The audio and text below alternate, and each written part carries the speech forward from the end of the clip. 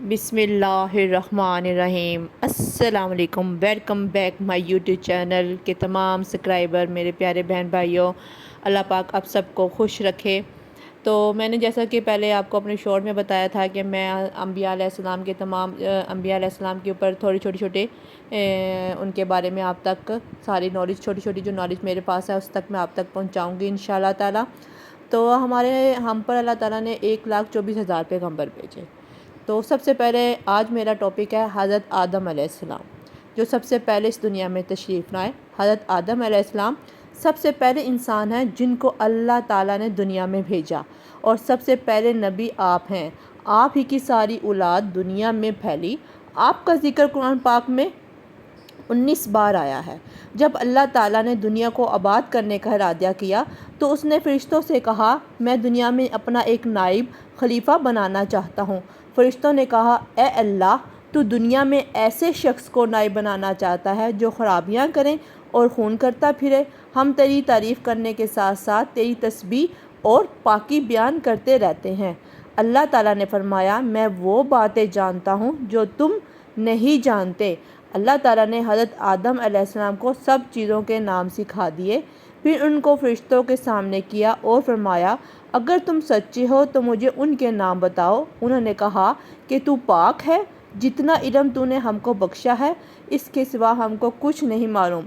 پھر اللہ تعالیٰ نے فرشتوں کو حکم دیا کہ تم آدم علیہ السلام کو سجدہ کرو، تو وہ سب سجدے میں گر پڑے، مگر شیطان نے سجدہ نہیں کیا۔ اس کا ذکر پہلے بھی آیا ہے۔ اللہ تعالیٰ نے حضرت آدم علیہ السلام سے کہا کہ تم اور تمہاری بیوی جنت میں رہو اور جہاں سے چاہو کھاؤ پیو، مگر ایک خاص درخت کے متعلق حضرت آدم علیہ السلام کو منع کر دیا کہ اس کے قریب بھی نہ جانا، ورنہ تم بھی ظالموں میں سے ہو جاؤ گے۔ اس طرح اللہ تعالیٰ نے حضرت آدم علیہ السلام کا امتحان لیا کہ دیکھیں یہ ہمارا کتنا کہنا مانتے ہیں یا بھول جاتے ہیں اور شیطان کے بہکاوے میں آ جاتے ہیں۔ شیطان جو پہلے ہی حضرت آدم علیہ السلام سے ناراض تھے، ان کی وجہ سے وہ خدا تعالیٰ کے دربار سے بھی نکالے گئے تھے اور خدا تعالیٰ کی لعنت اس پر ہوئی تھی، اور اس نے قسم کھائی تھی کہ میں حضرت آدم علیہ السلام اور اس کی اولاد کو قیامت تک بہکاتا رہوں گا کہ اللہ تعالیٰ کا کہنا نہ مانے اور خوب برائیاں پھیلائے۔ وہ حضرت آدم علیہ السلام اور ان کی بیوی حضرت حوا علیہ السلام کو برابر بہکاتا رہا کہ اس درخت کا پھل تم ضرور کھاؤ، اس کے کھانے سے تم فرشتہ بن جاؤ گے، جنت میں سے کبھی نہ نکلو گے۔ اس سے ایک ہمیں سبق یہ بھی ملتا ہے کہ ہمیں کسی کی بات پر فوراً یقین نہیں کرنا چاہیے۔ آخر ایک دن حضرت آدم علیہ السلام نے شیطان کے بہکاوے میں آ کر وہ درخت کا پھل کھا لیا۔ پھل کھاتے ہی دونوں ننگے ہو گئے اور جنت کا لباس ان کے بدن سے غائب ہو گیا، اور وہ جنت کے پتوں سے اپنے بدن کو چھپانے لگے۔ اللہ تعالیٰ نے حضرت آدم علیہ السلام سے کہا کہ ہم نے کہہ دیا کہ اس درخت کے پاس بھی نہ جانا اور شیطان کے کہنے میں بھی نہ آنا، وہ تمہارا دشمن ہے، تم اس کے کہنے میں آگے، اب تم اور حوا جنت سے چلے جاؤ اور دنیا میں جا کے رہو۔ حضرت آدم علیہ السلام کو جنت سے نکلنے اور شیطان کے بہکاوے میں آنے کا بہت رنج ہوا، اور بہت عرصہ تک اللہ تعالیٰ سے وہ معافی مانگتے رہے اور روتے رہے کہ اللہ تعالیٰ مجھے معاف کر دیں۔ آخر اللہ تعالیٰ کو ان پر رحم آ گیا اور حضرت آدم علیہ السلام کو یہ دعا سکھائی کہ اے میرے رب، ہم نے اپنے اوپر ظلم کیا اور تو ہم پر رحم نہیں کرے گا تو ہم بڑا نقصان اٹھانے والے سے ہو جائیں گے، یعنی ہمارا بہت بڑا نقصان ہو جائے گا۔ تو حضرت آدم علیہ السلام نے یہ دعا بہت گر گڑا کر مانگی، اے اللہ تعالیٰ، تو بہت رحم کرنے والا ہے، جب کوئی بندہ گناہ کر لیتا ہے اور سچے دل سے توبہ کرتا ہے تو اللہ تعالیٰ یہ گناہ تو مجھ سے غلطی سے ہو گیا، آئندہ ایسا نہیں کروں گا تو مجھے معاف کر دے۔ چنانچہ حضرت آدم علیہ السلام کو اللہ تعالیٰ نے معاف کر دیا۔ یعنی کہ جب آپ خدا نخواستہ کوئی گناہ کر بیٹھتے ہیں تو سچے دل سے جب اللہ تعالیٰ کے سامنے توبہ کرتے ہیں تو انشاءاللہ تعالیٰ آپ سب کے گناہوں کو معاف کرتا ہے۔ اللہ تعالیٰ نے حضرت آدم علیہ السلام کے گناہوں کو بھی تو معاف کیا، تو اللہ تعالیٰ آپ سب کے بھی گناہوں کو معاف کریں۔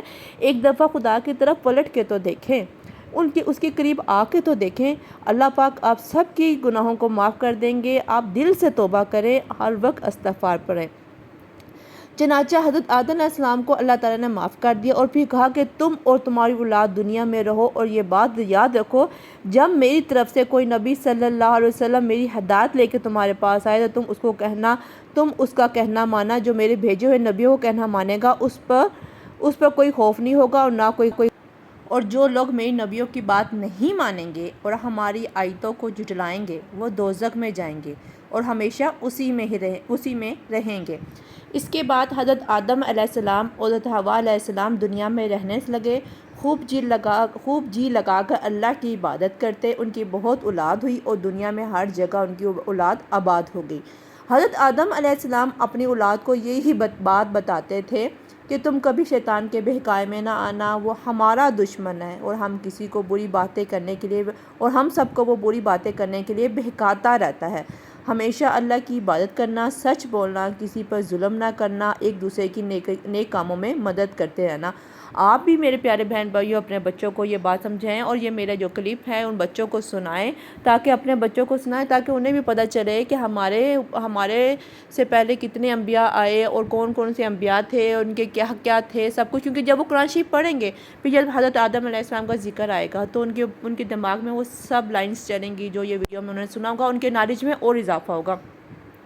اور اپنے بچوں کو بھی بتائیں کہ آپ جہاں بھی جائیں، شیطان ہر وقت انسان کے ساتھ پھرتا رہتا ہے، جب تک وہ اس آڑ میں ہوتا ہے کہ کسی طریقے ہم اس کو بہکائیں، کسی طریقے ہم اس کو شیطان کے کاموں میں لائیں، کسی طریقے ہم اس کو دین کے راستے سے ہٹائیں۔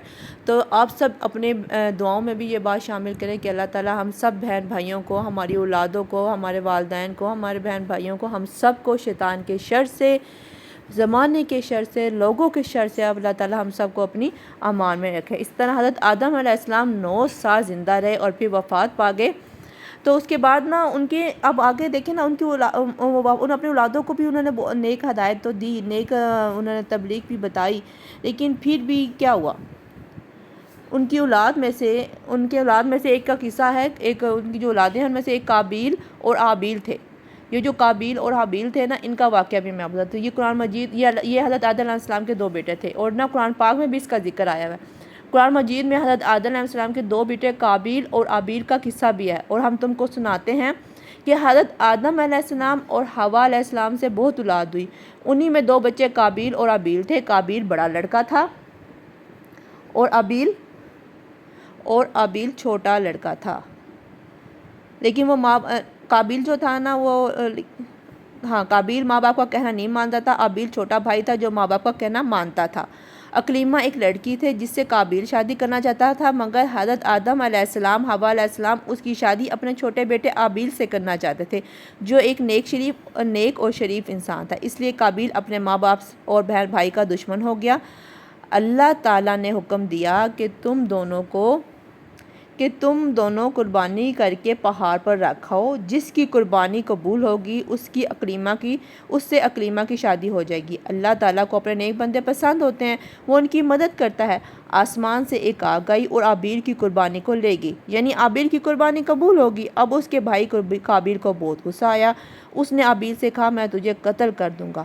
ہابیل نے کہا اللہ کے نیک بندوں کی اگر تم مجھ سے لڑو گے تو میں تم پر ہاتھ نہیں اٹھاؤں گا، کیونکہ اللہ تعالیٰ ہی اس کا بدلہ لے گا۔ آخر ایک دن قابیل نے ہابیل کو قتل کر دیا۔